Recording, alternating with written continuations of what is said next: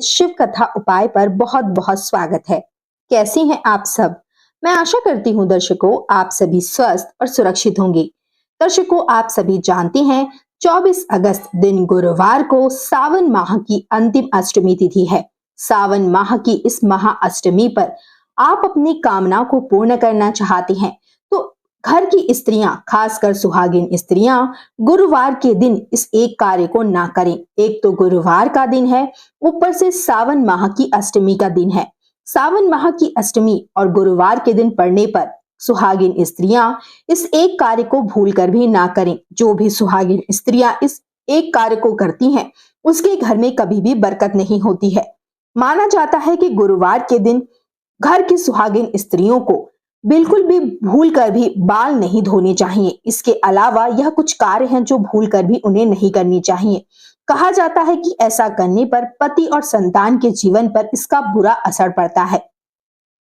अगर व्यक्ति आपकी आर्थिक स्थिति सही रखने के साथ खुशहाली चाहते हैं तो गुरुवार के दिन भूलकर भी यह कार्य नहीं करना चाहिए। इन्हें करने से घर के सदस्यों पर बुरा असर पड़ता है। आइए जानते हैं कौन से है वह कार्य जो हमें भूलकर भी नहीं करने चाहिए।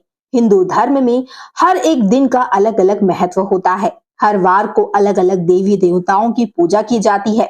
इसी तरह गुरुवार के दिन भगवान विष्णु और बृहस्पति देव की पूजा की जाती है। इसके साथ ही ये दिन गुरु बृहस्पति ग्रह से भी संबंधित होता है। इसलिए इस दिन कुछ काम करना शुभ नहीं माना जाता है और कुछ काम करना शुभ माना जाता है। चलिए जानते हैं कौन सी वह कार्य है।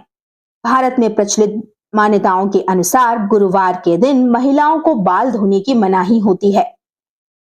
इसके अलावा इस दिन कपड़े धोना, पोछा लगाना, शेविंग करना, बाल कटाना आदि की भी मनाही होती है।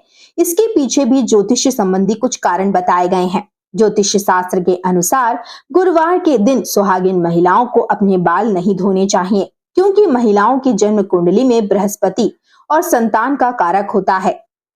इस आधार पर बृहस्पति ग्रह संतान के साथ साथ पति के जीवन को भी प्रभावित करता है। इसलिए गुरुवार को बाल धोने की मनाही होती है, क्योंकि इससे बृहस्पति ग्रह कमजोर होता है, जिससे अशुभ प्रभाव पड़ना शुरू हो जाता है।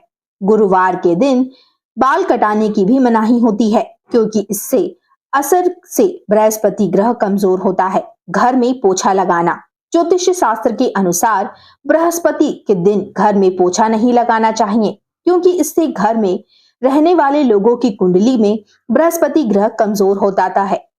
इसके अलावा भी ईशान कोण का स्वामी बृहस्पति ही है। ऐसे में यह कोण भी काफी कमजोर हो जाता है। सभी देवी देवताओं से संबंधित है। इससे घर के बच्चों और पति के साथ साथ आर्थिक स्थिति पर भी बुरा असर पड़ता है।